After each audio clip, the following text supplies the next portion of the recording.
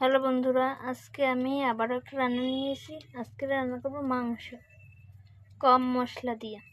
আমার প্রথমে লাগতেছে কাঁচামরিচ, লেবু, আদা, হলুদ গুঁড়া, লবণ, জিরা ধনিয়ার গুঁড়া আর পেঁয়াজ রসুন। আমি প্রথমে মাংসের ভিতর লবণ আর হলুদ গুঁড়ো দিয়ে ভালো করে মাখাই নেব। আমার মাখানো হয়ে গেছে, এবার আমি ভাজিয়ে নেব। আমি কড়াইয়ের ভিতরে তেল দিয়ে দিছি, এবার মাংসগুলো দিয়ে দেব। এর ভিতরে দিয়ে দেবো একটু লেবু, যাতে মাংসের আঁশটা গন্ধ দূর হয়ে যায়। আমি ভালো করে লাল লাল করে মাংসগুলো ভাজছি। এবার উঠিয়ে নেব।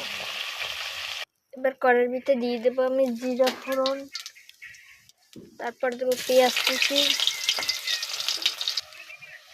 এবার দিয়ে দেব কাঁচা লঙ্কা বাটা। আমি হালকা একটু জল দিয়ে দেব।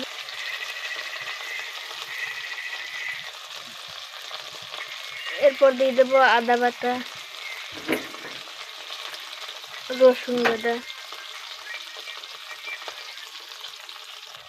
এবার দিয়ে দেবো মরিচ গুঁড়ো, হলুদের গুঁড়ো। এবার দেবো স্বাদ মতো লবণ। এবার দিয়ে দেবো ধনিয়া জিরার গুঁড়ো। এবার দিয়ে দেবো চেরা কাঁচা লঙ্কা। এবার দিয়ে দেবো মাংস, দিয়ে ভালো করে একটু কষাইতে হবে। এর ভেতর দিয়ে দেবো আলু, তোমরা চাইলে দিতে পারো, নাও দিতে পারো। এবার দিয়ে দেবো পরিমাণ মতো জল।